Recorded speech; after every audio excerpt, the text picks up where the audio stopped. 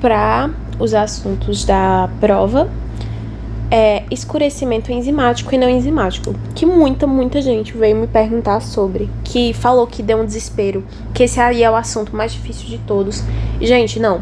Estão 2 assuntos em um slide só, e nós temos aqui 20, considerando que eu boto pouca informação, né, nos meus slides. Assim, é um conteúdo extremamente fácil.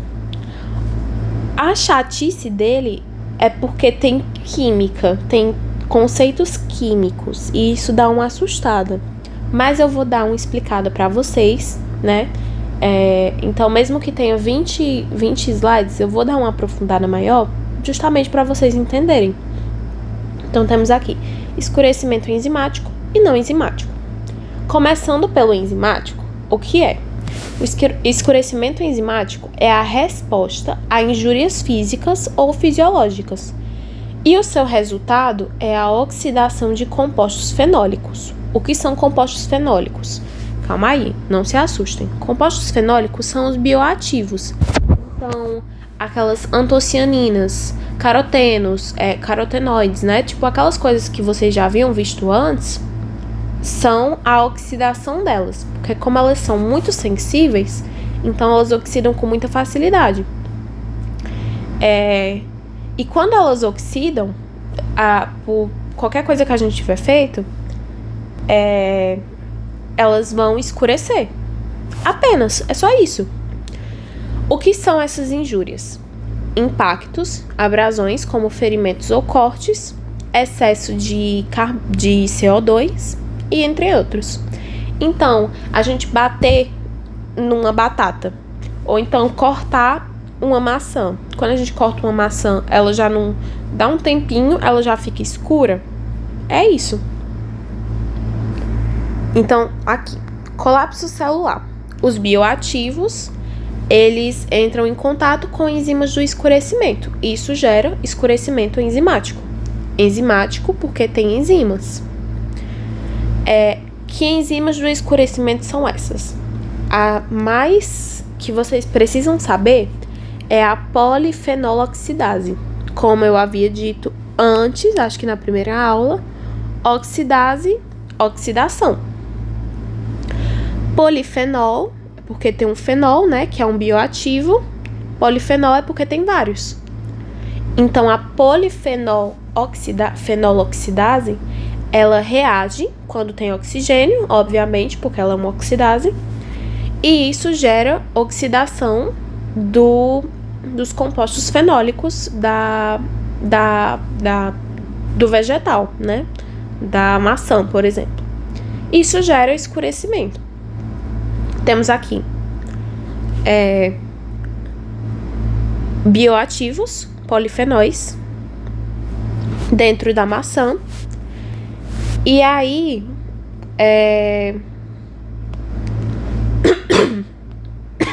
a gente fez uma injúria.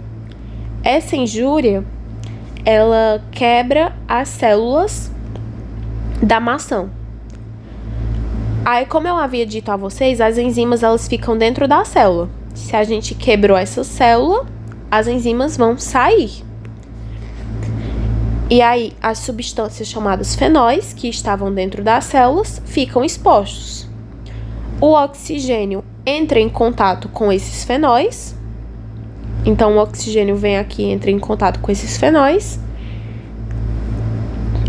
E a enzima polifenoloxidase reage com esses fenóis e com o oxigênio. A enzima, ela não tem essa função de catalisar reações. Se não tem nada, ela tá aqui parada. Mas se a gente jogar enzimas e oxigênio, ela vai agir, gerando oxidação.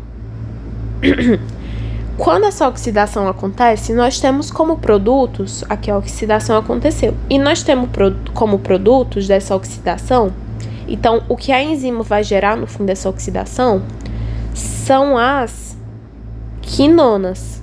A gente chama elas de quinonas. Quando essas quinonas, aqui tem uma quinona, aqui tem outra quinona. Quando elas se juntam, elas vão formar a versão condensada dela, que se chama melanina, caracterizada pela cor escura. Então, o processo de escurecimento enzimático é isso, basicamente. Ele é só isso, para vocês terem noção. Aí, o que acontece? Esse escurecimento enzimático, ele pode ser desejável ou indesejável. Quando ele é desejável? Quando a aparência escura é o que define qualidade. Isso acontece no café, no cacau, na ameixa preta, no chá preto. Então, a gente quer que esse escurecimento aconteça. Mas é indesejável quando ocorre deteriorização do aroma e de outras propriedades organolépticas, diminuindo o valor nutricional e da vida útil dos alimentos, como, por exemplo, uma maçã escurecida ou uma batata escurecida. A cor é um dos atributos mais importantes, pois normalmente a aparência do produto é o primeiro fator a ser analisado pelos consumidores. E isso é onde a gente adiciona a importância das técnicas que permitem preservação da qualidade dos alimentos. Fazer com que a maçã ela fique mais tempo sem escurecer, a batata ela fique mais tempo sem escurecer. Compostos derivados de polifenoloxidase, ou seja, um alimento ele pode não ter enzima polifenoloxidase, mas ele pode ter outros que vão fazer a mesma função. Por exemplo, o tanino no pêssego, ele é um composto ativo da planta que ele gera sabor adstringente na planta, que é aquele sabor de ranço. E o ácido clorogênio na pera e na maçã, ele também tem a mesma função. Ele é uma enzima que vai gerar o escurecimento enzimático, né? Por oxidação. E aqui nós temos as principais enzimas relacionadas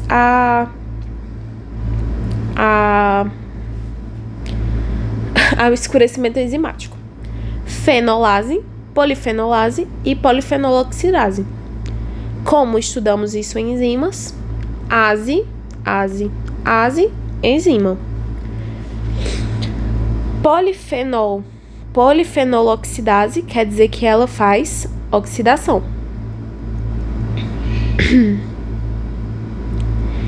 E polifenolase e fenolase quer dizer que elas estão relacionadas com a lise, ou seja, quebra.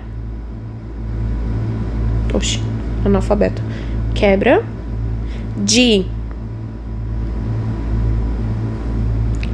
fenóis. Quebra de fenóis. Clara, me lembra só mais uma vez, por favor, o que são fenóis?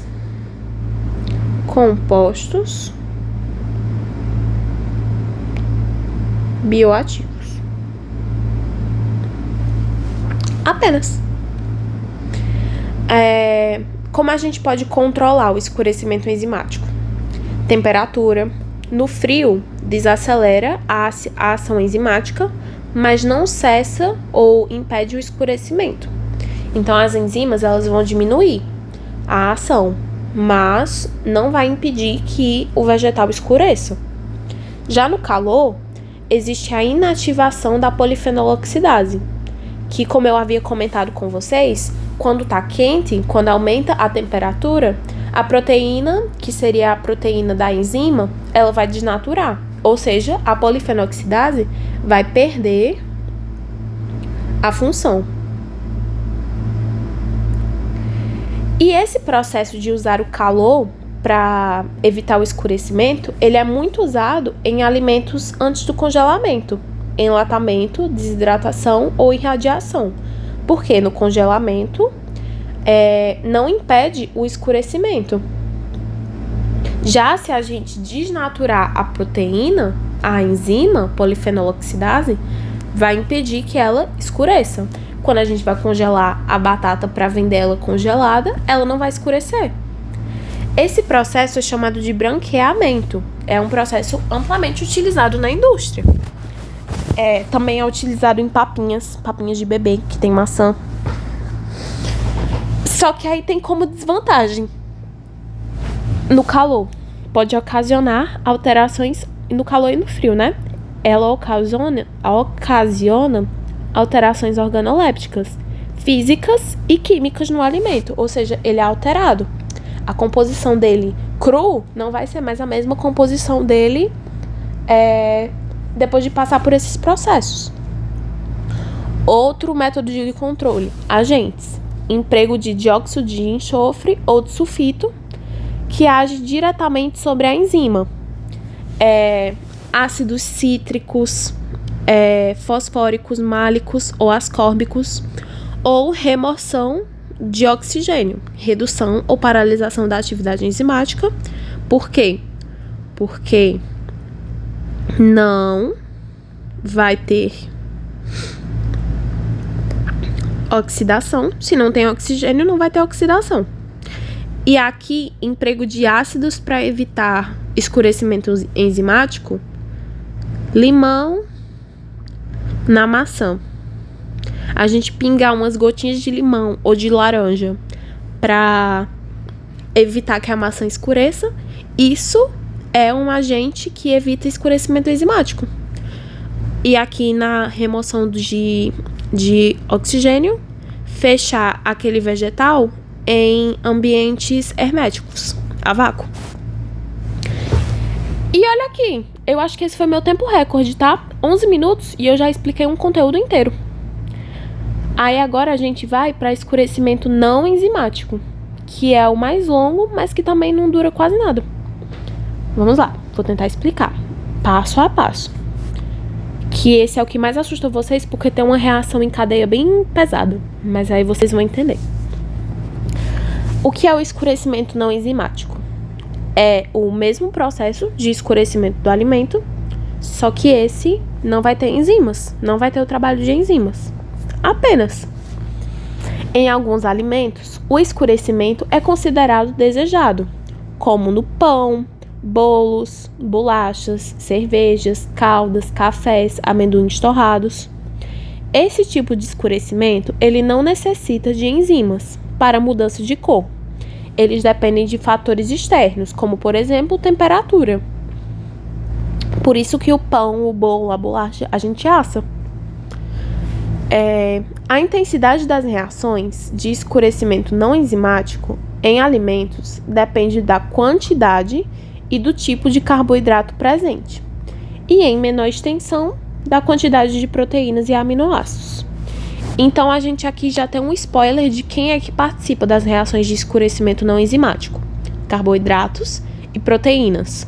E aminoácidos, que é a mesma coisa de proteínas, né? Essas reações estão associadas à temperatura e armazenamento.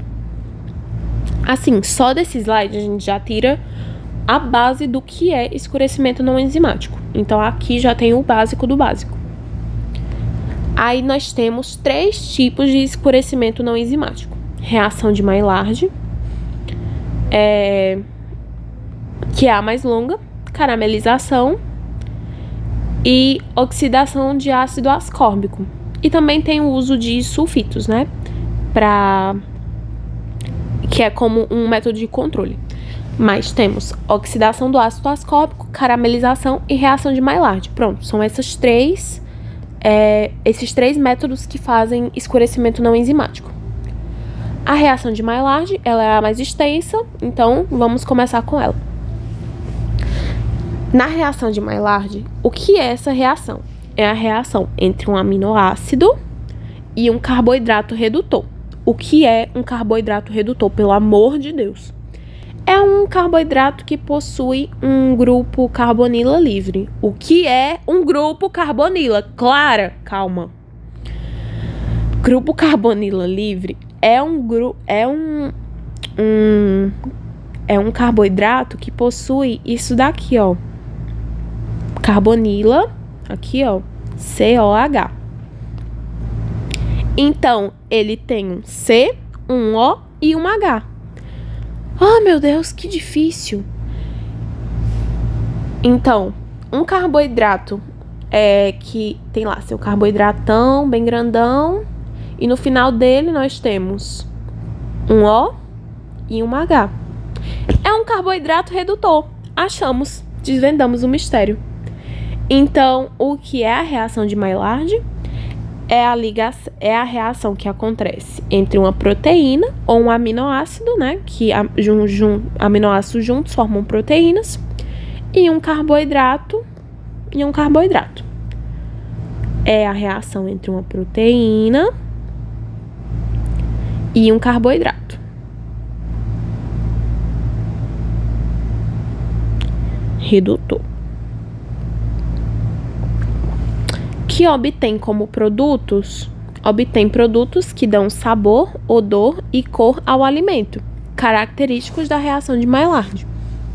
Seus produtos são as melanoidinas. Elas parecem, né, com aquela da enzimática, parece. Mas como elas não são enzimáticas, então elas têm um nome um pouquinho diferente, são as melanoidinas. Elas têm pigmentação escura e alto peso molecular. Na sua maioria, são polímeros com nitrogênio. Vocês lembram o que são polímeros? Temos um monômero, que é apenas uma unidade de coisa. E polímeros é quando essa unidade está junta várias vezes. Então, um polímero, um aminoácido. Um monômero, aminoácido, um polímero é uma proteína, por exemplo.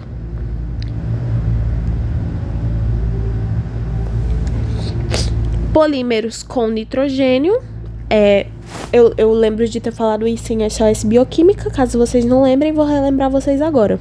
Nitrogênio é uma molécula orgânica que tem nitrogênio, a proteína. Então, melanoidinas não são nada mais, nada menos. E a gente pode cortar toda essa baderna aqui, dizendo que são proteínas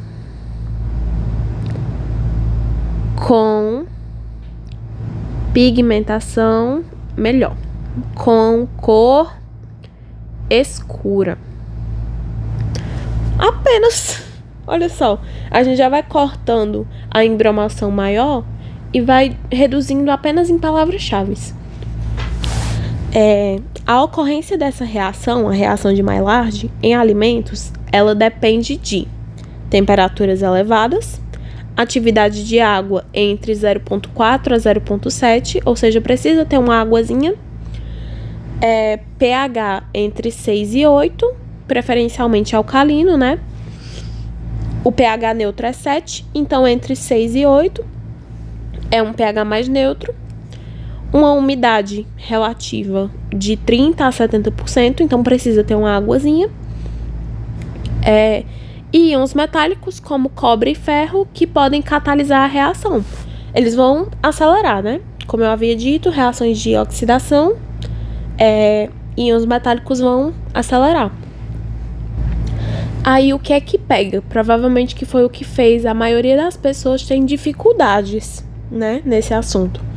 É que no ensino superior eles não querem saber se você aprendeu química orgânica ou não. Eles só vão falar como é que as reações acontecem.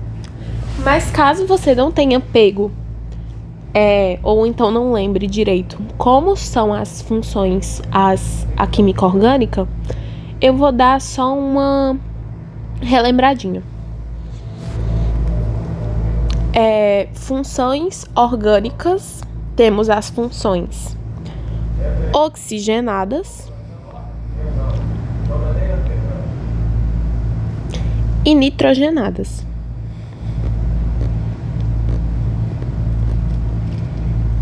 Na base da química orgânica, a gente vê ligações de carbono, cadeias de carbono. Quando essas cadeias de carbono, elas têm, de qualquer maneira que seja, um oxigênio, então essas cadeias a gente diz que elas possuem funções oxigenadas. Já se essa cadeia ela possui um nitrogênio, a gente diz que elas têm funções nitrogenadas. Basicamente é isso, sabe? Então, só que a forma que esse oxigênio ou esse nitrogênio estão, vão gerar nomes diferentes. Então, eu tinha dito, por exemplo, na última aula, que vai gerar álcool, fenol, aldeído, cetona. E aí eu peguei e disse pra vocês assim, é um composto que tem oxigênio. É porque basicamente é isso. Só que, dependendo da molécula, a estrutura onde esse oxigênio vai ficar, a estrutura dele vai mudar. Mas basicamente é isso. A gente não tá aqui estudando biofísica pra saber onde é que elas vão ficar. A gente só precisa saber que naquela molécula vai ter oxigênio. Da mesma forma no nitrogênio. Quando a gente vai falar de proteínas, geralmente falando sobre a presença de amina, de amida, nitrila, enfim. Todas essas coisas são funções que possuem nitrogênio. E aí, o que acontece? É que a maioria das reações que possuem... A gente não falou sobre carboidrato redutor? Carboidrato redutor é aquele que possui um grupo carbonila, que ele tem um oxigênio, ele tem o carbono, mas sempre tem carbono, mas ele tem oxigênio e um hidrogênio. Então, um grupo carbonila, ele pode ser um aldeído ou um ácido carboxílico. Vocês estão vendo aqui um carbono, um oxigênio e um hidrogênio. Um carbono, um oxigênio e um hidrogênio. Ele tem mais um oxigênio? Tem, mas ele tem o grupo carbonila, né? Que era o que a gente queria. Então, quando a gente fala da reação de Maillard, ele pode ser esse carboidrato pode ser um aldeído ou um ácido carboxílico, porque ele tem um carbono, oxigênio e o hidrogênio. Apenas. E quando a gente fala e como a reação de Maillard, ela é de um carboidrato em uma proteína, então nós temos que saber também sobre as funções nitrogenadas. Aqui, ó, elas são essas aqui, ó, mas eu também botei elas aqui. Aí tem aqui embaixo o grupo carbonila de um carboidrato e o grupo amina de um aminoácido. Aqui, ó, amina. Então, temos a presença de nitrogênio, a parte de uma cadeia de carboidratos. Aqui, ó, bons exemplos. Temos uma cadeia de carboidratos, no final dela nós temos o grupo amina. Temos uma cadeia de carboidratos e no meio dela nós temos o grupo amina.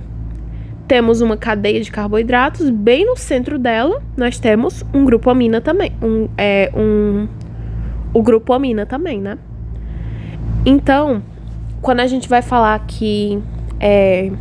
eu vou já adiantar, né? Ocorre uma condensação entre o grupo carbonila do carboidrato e o grupo amina do aminoácido. Quer dizer que a reação aconteceu na parte do carboidrato que tem o grupo amina e na parte do aminoácido que tem o grupo...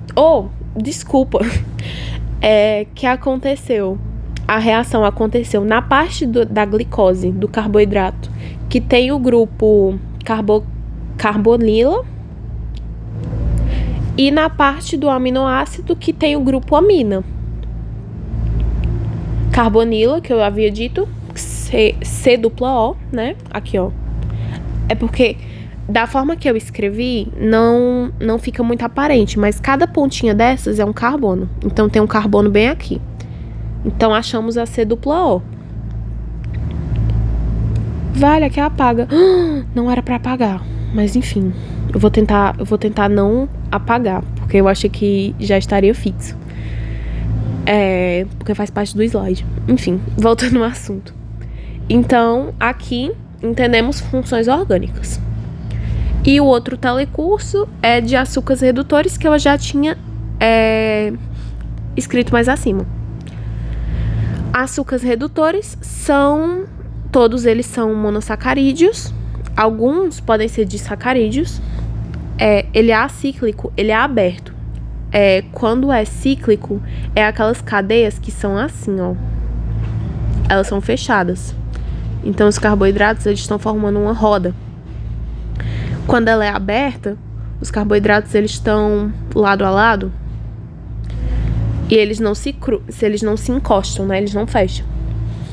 Possui uma carboxila, que é um COH. E aí, ele pode ser álcool ou aldeído. Aqui, ó. Cadê? Não, minto.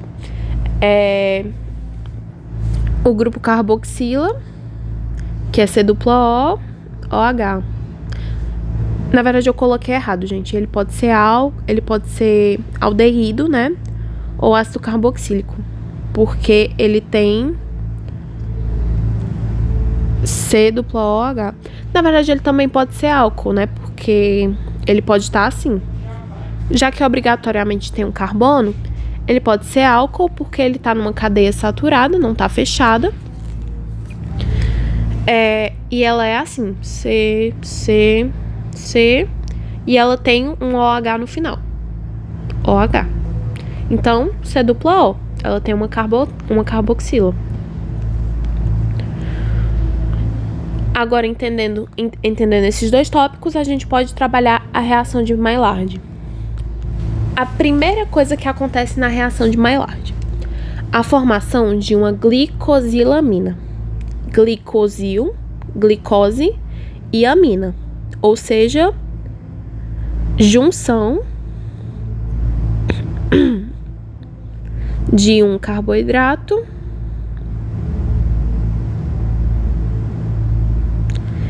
e uma proteína ou aminoácido.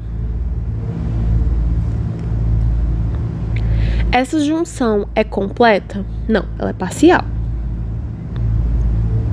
De que forma ela é parcial? Então, o que é que vai juntar? É uma junção entre o grupo carbonila do carboidrato e o grupo amina do aminoácido. Essa junção, ela vai fazer com que tenha a perca de um H2O. E nisso forma-se uma base de Schiff, é o nome dela, né? Que logo em seguida vira uma glicosinamina N substituída. Vamos lá. Eu repeti, sem querer. Mas vamos lá. Temos aqui uma glicose, temos aqui um aminoácido. Quando a gente vai pegar o grupo carbonila do carboidrato, da glicose, esse grupo aqui que eu circulei, carbonila, esse grupo aqui, e o grupo amina,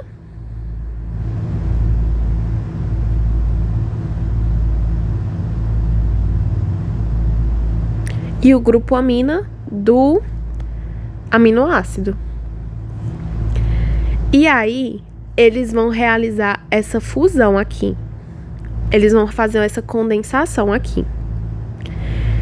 E nisso, vai haver a retirada dessa molécula aqui, dessa função aqui, né? Desse grupo aqui. Vai acontecer a retirada, que vai formar um H2O. Mas, ó. E aí, como eu havia dito, né? Condensação menos um H2O. E aí,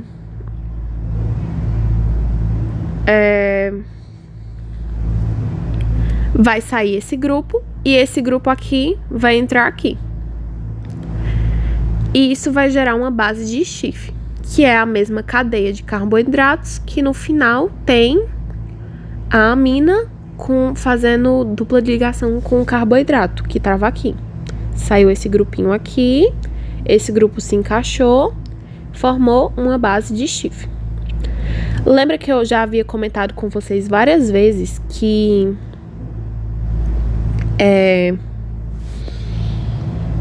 às vezes o corpo quer que aconteça, não só o corpo, né? Às vezes a própria química que tá acontecendo lá dentro, já que a gente tá trabalhando num pão, não no corpo humano. A gente tá vendo aqui o que é que acontece num pão, por exemplo. A molécula, ela entende que ela funcionaria melhor se ela fosse de outro jeito. Então, a base de Schiff vai se formar e logo em seguida ela vai virar uma glicosilamina de nitrogênio substituído. N vem de nitrogênio. Uma glicosilamina N substituída. Então, formamos a base de Schiff. Só que aí ela vai mudar seu formato para virar uma glicosilamina. Por quê? Porque a molécula acha que ela funciona melhor dessa forma. Então ela muda. Ela vai mudar.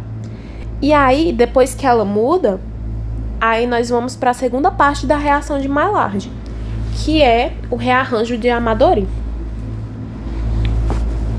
Uma série de rearranjos, né, que é o que a molécula acha que vai melhor funcionar para ela, transforma a glicosilamina em uma cetoamina. A estrutura por extenso da molécula é essa daqui.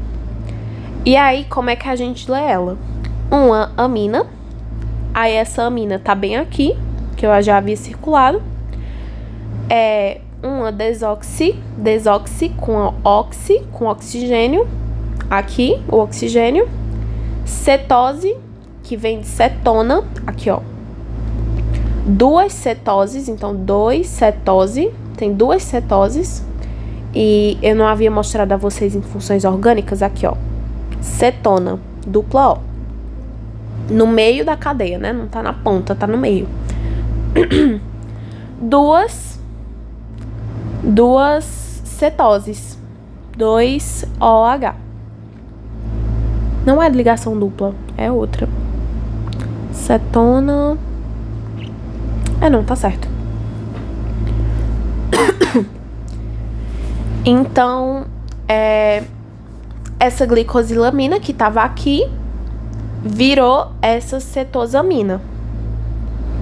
Só que dependendo do que vai acontecer, dependendo dos substratos que a gente coloca, né? Dependendo dos compostos que vão formar essa reação de Maillard, a gente vai ter diferentes resultados.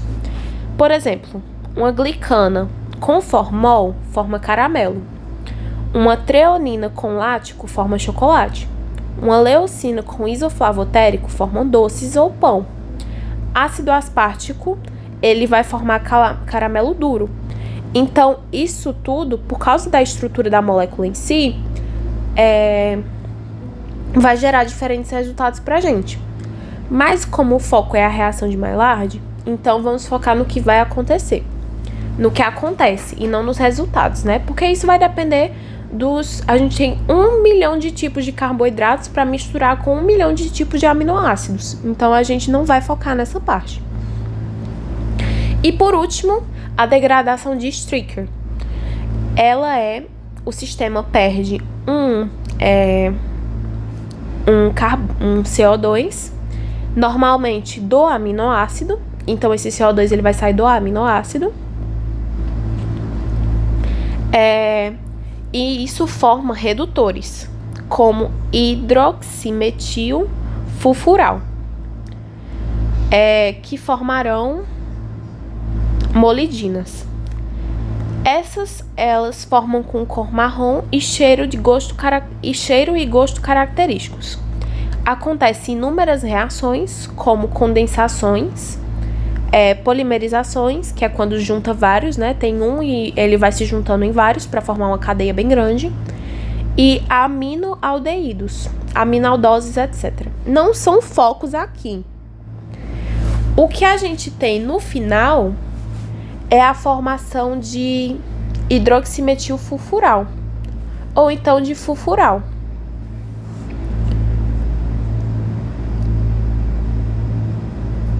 Não, minto. Fulfural é de caramelização, perdão. Então, o que nós temos no final é a formação de hidroximetil fulfural, que vai caracterizar a cor marrom e o cheiro e o gosto que geralmente as coisas assadas têm, como pães, bolos, enfim, biscoitos, essas coisas. Então, basicamente, a reação de Maillard é isso. Nós tínhamos aqui uma glicose e um aminoácido. Tiramos o grupo carboxila da glicose e colocamos o grupo amina nela, formando uma base de Schiff. Essa base de Schiff vai virar uma glicosilamina, e essa glicosilamina, ela vai sofrer uma série de reações que vai transformar ela em cetosamina. Essa cetosamina vai acontecer a degradação de Stricker, que é basicamente, essa cetosamina vai perder um CO2, e aí ela vai formar redutores, como, por exemplo, a hidroximetil fulfural, que vai formar molidinas, que caracterizam a cor marrom e o cheiro característico. Gente, isso é a reação de Maillard. Tá vendo? Assim, não é muita coisa. Você decora base de Strick, rearranjo de Amadori. Assim, é o nome dos caras, né? Foi eles que inventaram, foi eles que botaram o nome, então a gente tem que decorar. Mas a base de... Ignora o Strick.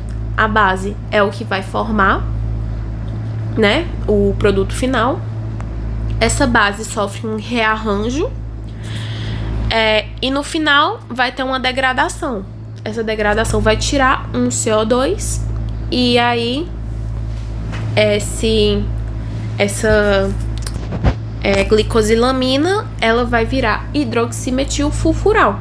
Hidroximetilfulfural é a nossa melanina. Só que, como não estamos trabalhando com reação enzimática, escurecimento enzimático, então não temos melanina, temos hidroximetilfulfural.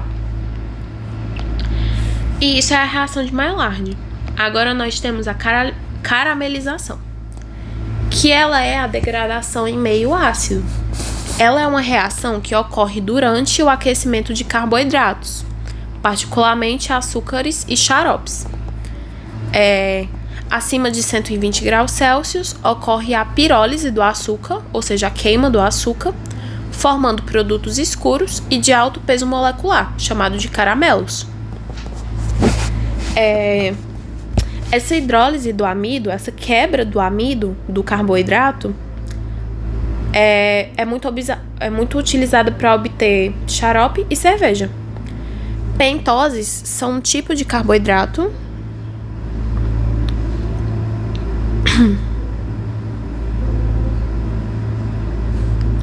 carboidrato que produzem fulfural em vez de hidroximetilfulfural, né? Então essa é a diferença.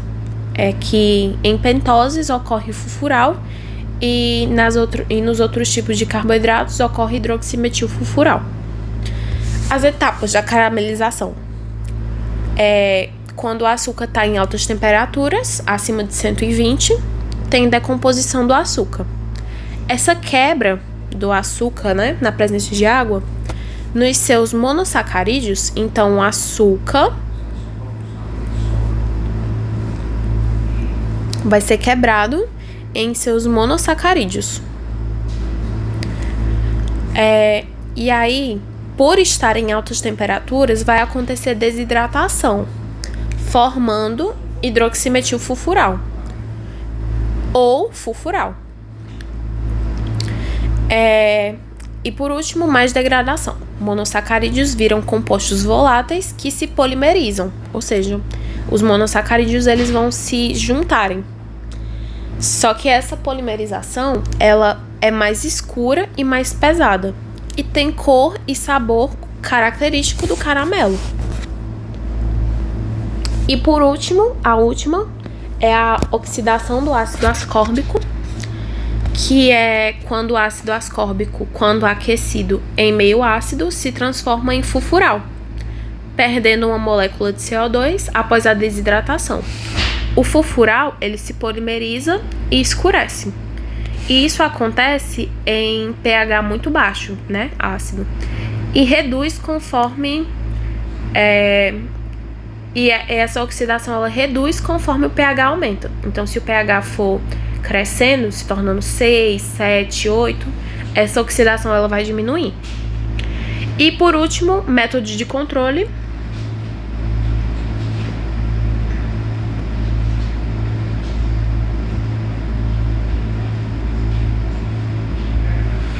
Os sulfitos, eles bloqueiam aldeídos e aldoses em reação de Maillard.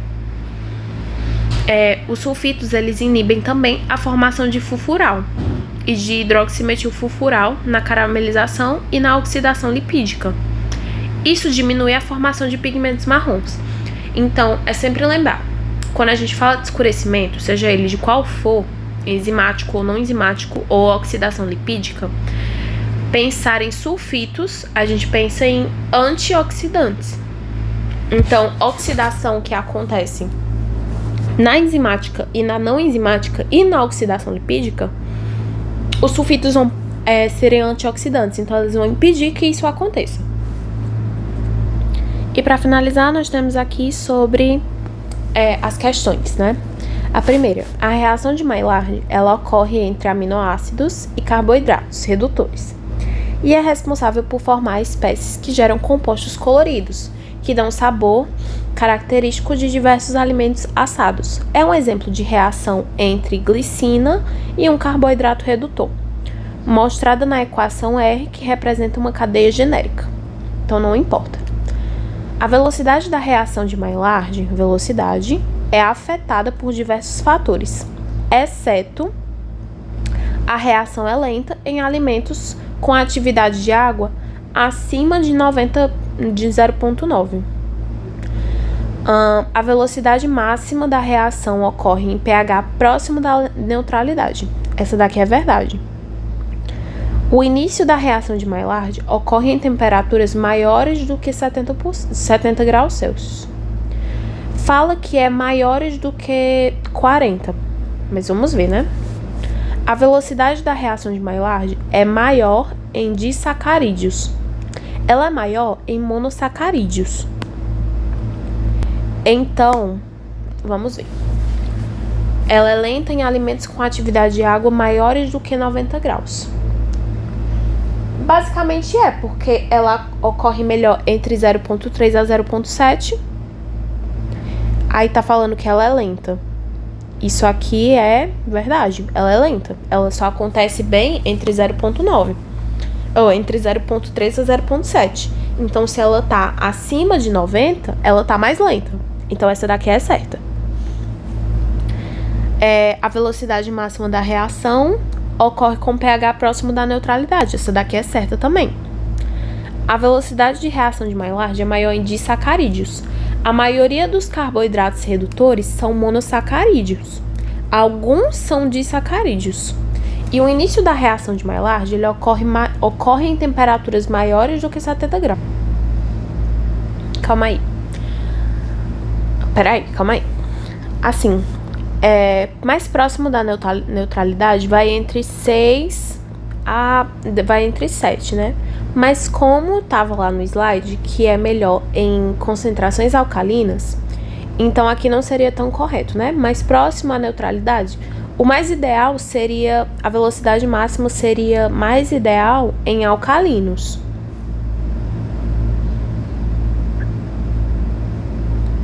Então, a resposta, exceto, né, que é a resposta errada, seria a letra B. Por quê? Se as reações de Maillard geralmente acontecem a partir de 40 graus, então em temperaturas maiores do que 70 graus, já estaria tendo muita reação de Maillard. Então já não é a letra C. E a velocidade da reação de Maillard é maior em disacarídeos, porque realmente muitos disacarídeos, eles também são carboidratos redutores. Então essa daqui, ela não é, assim, ela é mais ou menos, mas se for para realmente a gente olhar qual é a errada de verdade, é a letra B. A segunda questão, ela já é sobre escurecimento enzimático. A polifenoloxidase é uma enzima encontrada nos tecidos do abacate, da pera e da maçã. E ela é responsável pelo aparecimento da cor escura, quando esses alimentos são cortados e expostos ao oxigênio atmosférico. O substrato dessa enzima é qualquer composto fenólico, e a equação a seguir apresenta a reação ocorrida sobre a ação de polifenoloxidase na presença de oxigênio e de um possível substrato. A fim de evitar mudanças na coloração que afetem a qualidade do produto, alguns métodos podem ser empregados. Assinale a alternativa correta sobre os métodos de controle. Emprego de dióxido de enxofre ou sulfito são métodos químicos que podem ser utilizados pois agem diretamente sobre a enzima ou com os intermediários formados durante a ação enzimática. Os ácidos são agentes químicos menos utilizados no controle do escurecimento enzimático. Não, gente, quase todo mundo vai pegar um limão, botar numa maçã para ela não escurecer. Então não é a letra B. Diminuir ou eliminar o oxigênio do meio resulta no aumento da atividade enzimática. Não. O emprego do calor é o método mais complexo e provavelmente menos utilizado para a inativação. Não. A indústria usa muito o branqueamento. Todas as alternativas estão erradas? Claro que não, porque a letra A está certa.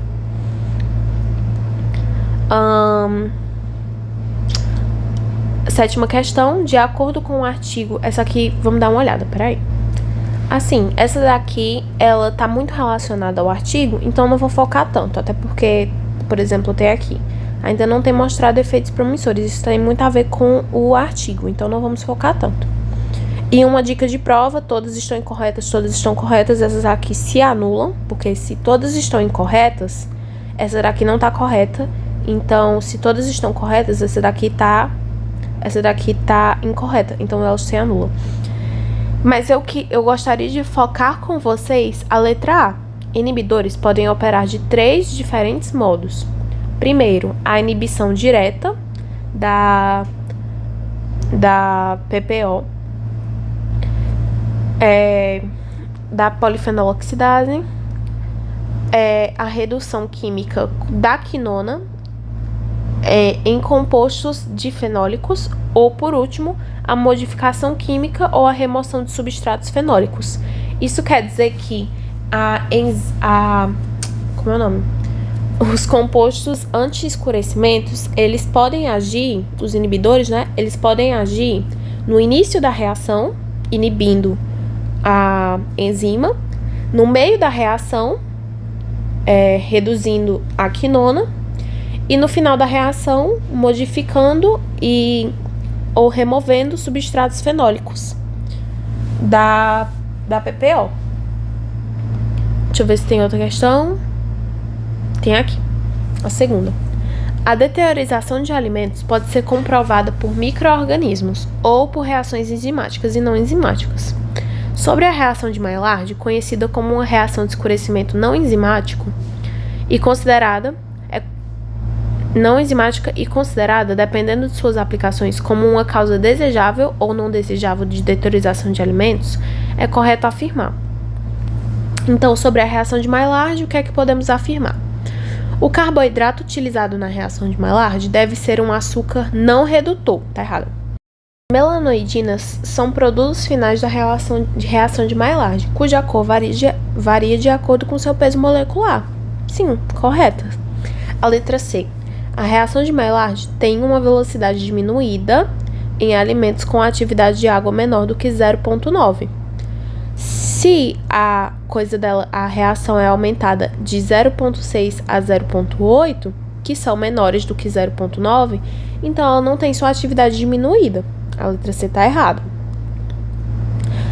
As aminas heterocíclicas aromáticas são compostos formados pela reação de Maillard e são desejáveis por conferir sabor agradável aos alimentos.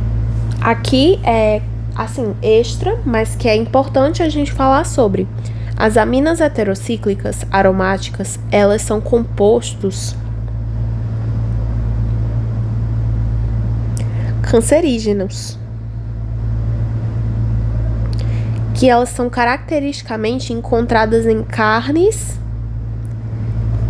que foram grelhadas demais. Então, tipo, carnes queimadas. Por isso, uma coisa ruim da gente comer comida queimada, né? É por causa dessas aminas heterocíclicas. Então, a letra B é a resposta correta.